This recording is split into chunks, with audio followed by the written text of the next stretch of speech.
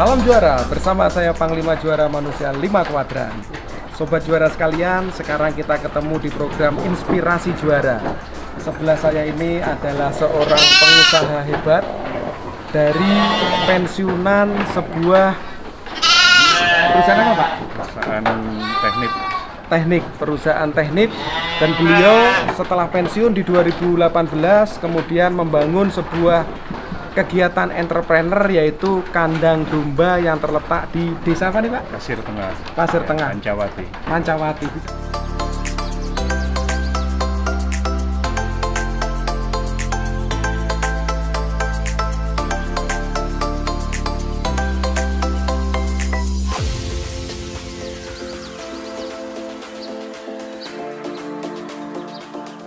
Ya, saya Sujono, pensiunan dari perusahaan swasta. Jadi alasan saya membangun peternakan domba ini ya pertama untuk mengisi kegiatan di usia pensiun sambil juga beribadah untuk masyarakat di sekitar peternakan domba saya. Nah, jadi kapasitas kandang saya ini berukuran untuk kapasitas 1000 ekor domba betina, dan juga betina domba jantan yang untuk penggemukan selama 3 bulan. 3 bulan ya, Pak? Pak? Pak, bisa diceritakan, Pak, proses bisnis domba itu mulai dari kita nikmatin di warung sate sampai kemudian ke belakangnya itu, biar teman-teman sobat juara bisa tahu, Pak. Ya, kalau kebutuhan domba di Indonesia, terutama di Jabodetabek ini cukup tinggi, ya, terutama untuk sate, akikah, dan restoran-restoran. Jadi mengapa saya memilih domba? Karena memang pasar domba di daerah Jabodetabek ini sangat tinggi. Jadi kebutuhannya itu cukup tinggi sehingga peternak juga kadang-kadang tidak bisa mencukupi kebutuhan domba tersebut. Jadi domba ini akan digemukkan pada usia kira-kira 5 atau 6 bulan dan akan dipanen pada usia 8 atau 9 bulan. Nah, itu domba-domba itu akan dijual ke warung-warung sate yang ada di Jabodetabek.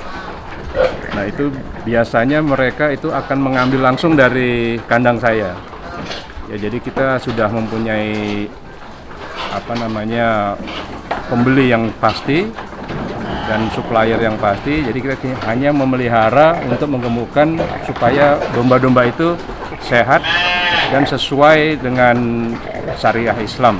Jadi tidak tidak ada makanan-makanan yang tidak memenuhi syarat. Jadi semua serba organik, ya, seperti rumput, ampas tahu, dan konsentrat.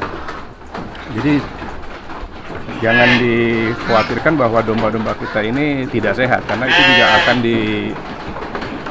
diawasi oleh Dinas Peternakan dari kebersihan dan kesehatannya. Lalu juga dipotong di rumah pemotongan hewan yang sudah ditunjuk oleh pemerintah. Ya. Nah, jadi sekilas seperti itu. Selain warung sate juga banyak akikah-akikah yang memanfaatkan domba-domba yang ada di kandang saya ini. Nah, Pak Sujono, ini kan dikasih nama Acidic Farm. Nah, ini teman-teman, nama farmnya adalah Acidic Farm. Ini ada latar belakang apa, Pak? Atau cerita histori apa, Pak? Sebenarnya saya terkesan dengan acidic itu, acidic artinya amanah. Jadi kita berbisnis ya harus amanah, harus bisa dipercaya dan tidak melakukan hal-hal yang tidak diridhoi oleh Allah. Jadi kita berbisnis, istilahnya berbisnis dengan Tuhan, ya kan? Selain kita berbisnis dengan manusia, tapi utamanya kita berbisnis dengan Tuhan supaya rezekinya juga barokah gitu. Wah, luar biasa teman-teman sekalian. Pak, jujur kan Bapak ini kan hampir selama 30 tahun menjadi karyawan. Iya. Bekerja di sebuah perusahaan oil and gas, kan nggak ada ilmu perkambingan, Pak. Iya. Ya kan? Apa, Pak, cara Bapak mencari tahu tentang kompetensi ilmu perkambingan, caranya seperti apa? Mungkin bisa dicari ke teman-teman, Pak. Ya, sebenarnya tidak terlalu sulit ya.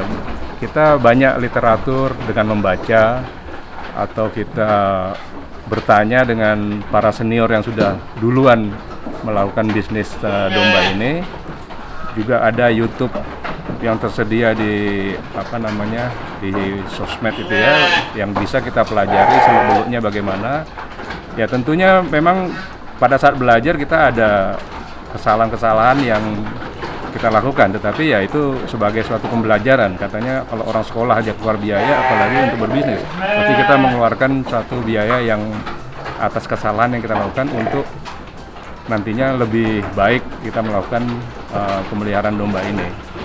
Jadi ya jangan malu bertanya, lalu jangan bosan membaca dan melihat konten-konten video yang banyak tersedia di YouTube, media sosial ya. Nah, terakhir Pak Sujono, Bapak ini kan bertransformasi dari kuadran 1 karyawan menjadi kuadran 3 bisnis owner dengan memiliki peternakan domba atau kambing sebanyak hampir 1000 ekor yang berdiri di lahan 1 hektar ya Pak? Iya, 1 hektar. 1 hektar. Nah, saya pengen tahu Pak, dan Sobat Juara mungkin juga pengen tahu, apa sih Pak tantangannya bertransformasi dari seorang karyawan yang 30 tahun kemudian menjadi seorang business owner? Mungkin bisa menjadi sharing kepada teman-teman Sobat Juara. Ya, pertama sebenarnya mental ya, kita harus mempunyai mental, jangan melihat masa lalu. Kalau masa lalu adalah history istilahnya kan, jadi tidak usah dipikirkan lagi. Kita tidak perlu malu-malu. Kalau orang melihat mungkin bisnis domba ini tidak keren, kotor ya, tapi kita menikmati saja di usia seperti saya ini. Kita menikmati hidup ini, kita berbisnis domba ini juga halal ya kan. Jadi utamanya itu kita jangan malu-malu, terus kita mau bekerja keras, jujur dan belajar banyak. Apa ada hubungannya dengan kisah masa kecil Pak? Tidak ada, sebenarnya tidak ada ya. Jadi ya kita mengikuti kata hati saja ya kan. Begitu, ya? Jadi dari banyak pilihan-pilihan itu saya pikir domba ini tidak terlalu sulit dan juga tidak terlalu menyita waktu kita, karena kita juga bisa melakukan hal-hal yang lain untuk kegiatan lain yang mungkin masih bisa kita tangani dalam waktu yang bersamaan gitu ya.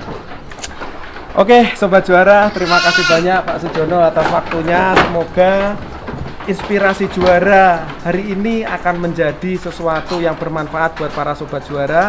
Dan tentunya Pak Sujono pastinya seneng kalau teman-teman datang ke sini, mau beli dombanya juga boleh, ya, mau belajar insya Allah juga ya, diizinkan, karena beliau memiliki semangat berbagi yang luar biasa. Sampai ketemu dalam inspirasi Juara yang akan datang. Salam Juara, juara, juara, juara luar biasa.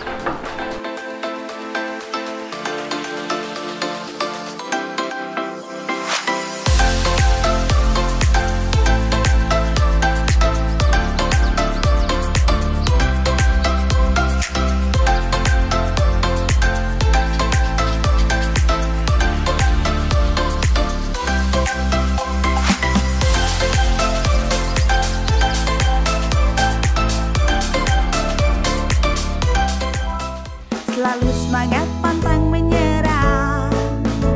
Juara ada untuk Anda, tersebar di seluruh dunia. Juara, juara, juara luar biasa.